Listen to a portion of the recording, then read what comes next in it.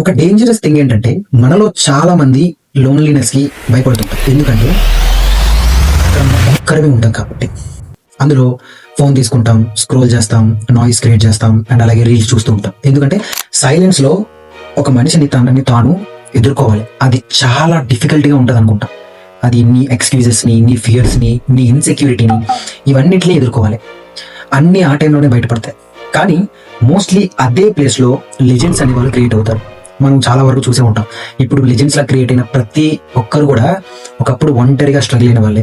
ఒంటరిగా అంటే అది లోన్లీ, తన థాట్స్, తన థింగ్స్ అన్ని కూడా ఒంటరిగా ఎదుర్కొన్న వాళ్ళే ఈ టైంలో ఒక లెజెండ్స్ గా క్రియేట్. సందర్భంలో జిమ్ లో హెవీ వెయిట్స్ ఎత్తడమే స్ట్రెంత్ కాదు. మనం బయటకు ఒక మాట క్వైట్ అనేటప్పుడు కూడా అది కంప్లీట్ గా క్వైట్ గా ఉంటే అది రియల్ స్ట్రెంత్. అంతకు మించిన స్ట్రెంత్ గేమే ఉండదు. మనం ఎప్పుడైనా అలోన్ గా ఉన్నప్పుడు నువ్వు యాక్టింగ్ చేయలేవు. మీరు ఎప్పుడైనా అబ్జర్వ్ చేస్తే అందులో no variations, no applauses, no audience, just you. అక్కడ ఖచ్చితంగా క్యారెక్టర్ బిల్డ్ అవుతుంది.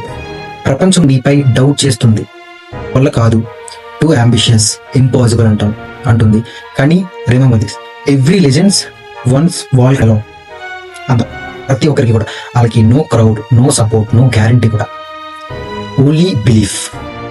కాబట్టి లోన్లీనెస్ ని ఒక పనిష్మెంట్ లా కాకుండా అది ఒక ట్రైనింగ్ గ్రౌండ్ లో మనం అండర్స్టాండ్ చేసుకోవాలి.